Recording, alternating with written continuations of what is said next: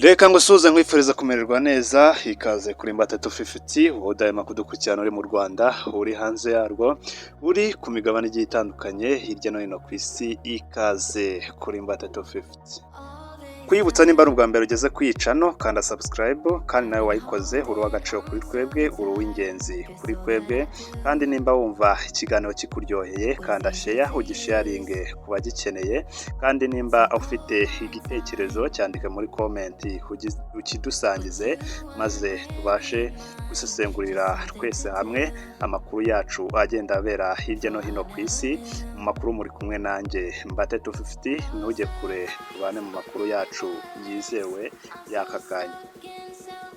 Amakuru yacu araza kwibanda i Moscow kwa Perezida Vladimir Putin ukomeje kugira igihunga ndetse n'impungenge ari guterwa n'igisirikare cy'igihugu cya Ukraine gikomeje kumugabaho ibitero bigiye bitandukanye bya drone.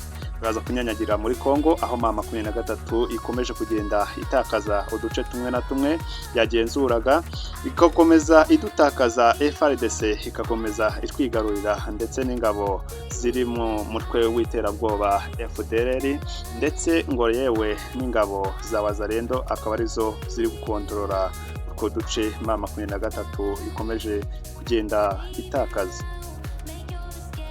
Gira murabyibuka ku itariki enye z'ukwezi turimo icyo gihe hari kuwa mbere nibwo Ukraine yagabye igitero ku Burusiya cya drone. Izo drone ngo zikagenda zikisanzura mu kirere cy'Uburusiya zikagera ubwo zigera mu mujyi mukuru i Moscow ngo zikagera n'ubwo ngo zirasa ku nyubako ihenze cyane iherereye i Moscow ngo igitero ngo kitumvikanyeho rumwe na leta y'Uburusiya zikibaza kuntu izo drone zavuye mu gihugu cya Ukraine zikisanzura mu kirere cy'Uburusiya ngo zikagera bwo zangiza bene kariya kageni. Ni igitero cyagabwe n'igisirikare cya Ukraine, igitero gikomeje kurebwa n'abasesenguzi babirebera ku ruhande bavuga ko ari igitero kigamije gutesha umutwe Perezida Vladimir Putin ngo kigatesha umutwe ndetse n'igisirikare cye cyane ko cyegereje umunsi mukuru wacyo. Ni umunsi mukuru wiswe Victory Day.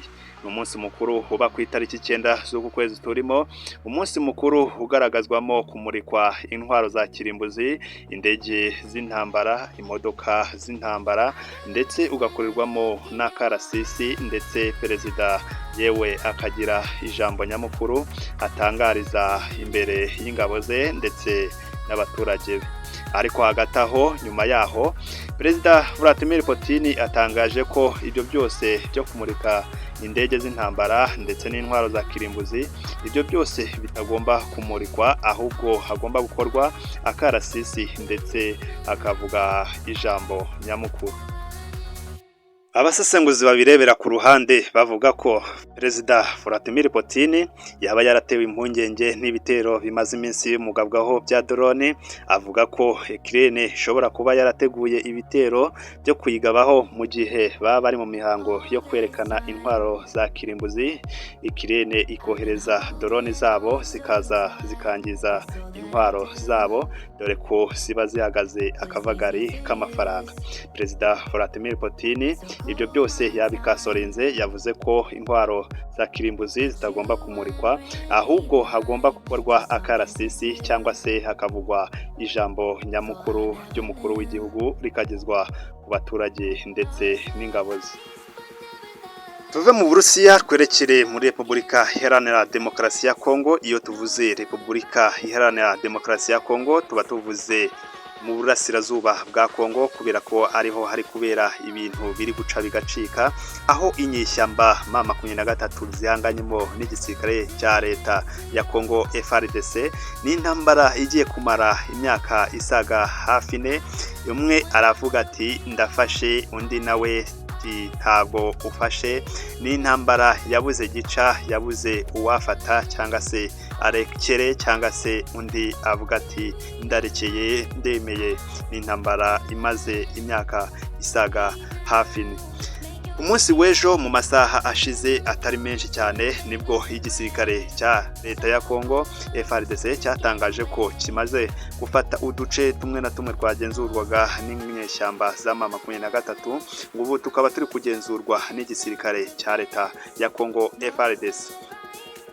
M23 yasubije mu itangazo igira ati FARDC yatugabyeho igitero ifatikanyije n'umutwe w'iterabwoba w'inyeshyamba witwa FDLR afatikanyije n'ingabo za Wazalendo zifatikanyijemo mu ntambara n'igisirikare cya Kongo FARDC mu gihe ngo cy'agahenge ikabagabaho ibitero ikaba ngombwa ko M23 itakaza utwo duce ikaturekera ingabo za leta ya Kongo FARDC.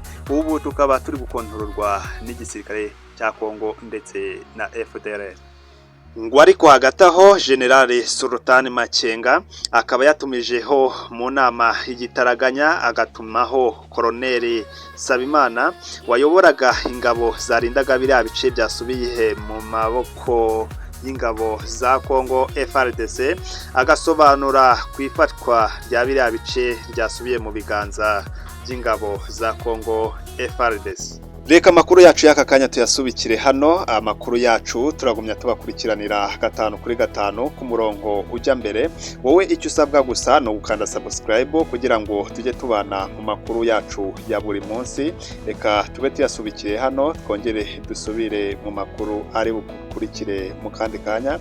Icyo usabwa gusa no gukanda subscribe kugira ngo notification uzuzibona mu bambere. Mwari kumwe nanjye Mbate Dufite dusubire mu makuru akurikira.